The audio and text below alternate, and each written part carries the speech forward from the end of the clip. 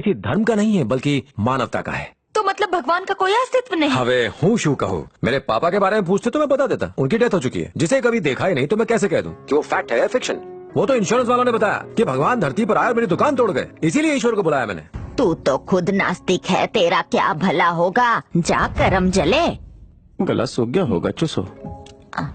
आपको एक बार भी नहीं लगा कि भगवान पर केस करना गलत है? तो क्या उनसे लड़ता? एक जिम्मेदार नागरिक होने के नाते लीगल रास्ता अपनाया। इंसान गलती करे तो हम उस पर केस करते हैं, लेकिन जब भगवान का नंबर आता है तो हम सबकी हवा टाइट हो जाती है। कुछ भी मतलब इंसान और भगवान एक ही हैं? क्यों नहीं?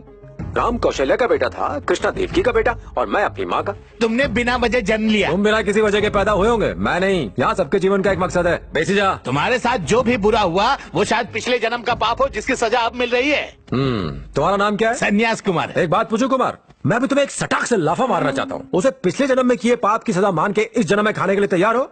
चुपचाप बैठ जा भाई, इनके पास हर सवाल का जवाब है। ये महापापी मानव जाति को संकट में डालेगा। इस जन्म में तो कुछ करेंगे नहीं और अगले जन्म में सुपरमैन बनने की बातें कर रहे हैं। इनकी बातों में कोई तालमेल ही नहीं। एक कहता है कि इस जन्म के पाप की सजा आपको इसी जन्म में मिलती है, और दूसरा कहता है कि अगर इस जन्म में पाप करोगे तो अगले जन्म में सजा मिलेगी। एक फिलॉसफी और है, वो तुम्हें नर्क ले जाएंगे। वहाँ एक मेन्यू कार्ड छपा होता है जिसमें एक तंदूर में जलने का ऑप्शन है, दूसरा खौलते तेल में तलने का ऑप्शन है, या कांटों की सेज पर लिटाने का ऑप्शन है। ये सब क्या है? हम इंसान हैं या तंदूरी चिकन? कोई चाकू दिखाकर डराता है तो कोई सजाओं के नाम पर हमें डराता है। ये आस्था है या सेल्समैनशिप?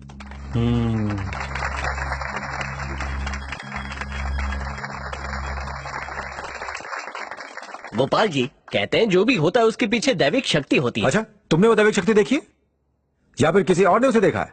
बहुत से चमत्कारी बाबाओं को आपने हवा में से पत्थर पैदा करते देखा होगा। अगली दफा उन्हें हवा में से तरबूज लाने के लिए कहना। जब वो ये नहीं कर पाएगा तब बैठ के सोचना। नेक्स्ट जनरेशन को क्लैरिटी चाहिए, कंफ्यूजन नहीं। हाँ, ये बिल्कुल सही कह रहा है। Exactly. सही है ना, बिल्कुल। ये गोपाल भाई लॉजिक बहुत अच्छे देते हैं। आप छा गए गोपाल भाई, आपके नाम का नारियल फोड़ूंगा। सौ गांडा छे। अभी लॉजिक पर इतना बड़ा लेक्चर दिया, हर मन्नत का रेट लगाते। क्रिकेट बैटिंग में 1 करोड़ जीतने पर 1 लाख का चढ़ावा, 3 पत्ती में जीतने के लिए 100 की हरी पत्ती चढ़ाने का प्रॉमिस। काम सारे पाप के करते लेकिन उसमें भगवान का सपोर्ट चाहिए। ईश्वर से कहते मेरा काम करवा दो, मैं अपना सिर मुंडवा लूंगा। खुद को प्रॉफिट, उनको बाल। अजीब सौदा है ये। हम तुम्हारी बात से सहमत हैं, पर हमारी संस्कृति, धर्म और परंपराएं उन्हें भी तो निभाना पड़ता है। साची बात छे मोटा भाई। आपकी कोई बेटी है? एक बेटी है। उसकी शादी हो गई? अभी तक नहीं। एक बात पूछूं उसे, अदरवाइज मत लेना। कल को उसकी शादी हो जाए और उसका पति किसी कारण से मर जाए तो क्या पति की बॉडी के साथ उसे भी जला देंगे? सती होना तो पुण्य है, हमारी परंपरा है। किसी जमाने में हमारे देश का धर्म था, अब उसे क्यों फॉलो नहीं करते? वक्त के साथ हमें अपनी सोच भी बदलनी चाहिए। तो बताइए आपके हिसाब से धर्म क्या है? वक्त के साथ धर्म के मायने बदलते हैं, लेकिन सत्य कभी नहीं बदलता, समय और स्थान से परे। तो आप कहना चाहते हैं कि हमारी परंपराएं, हमारा धर्म, इन सब की जरूरत नहीं?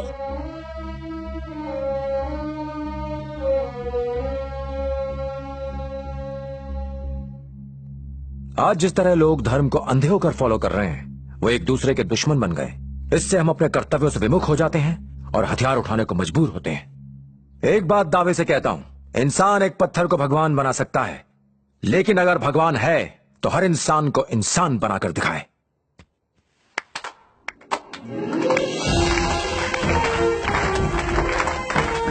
हाँ, इसने जो कहा वो बिल्कुल सत्य है। मैं पहली ही मुलाकात में समझ गया था, ये आम इंसान नहीं है।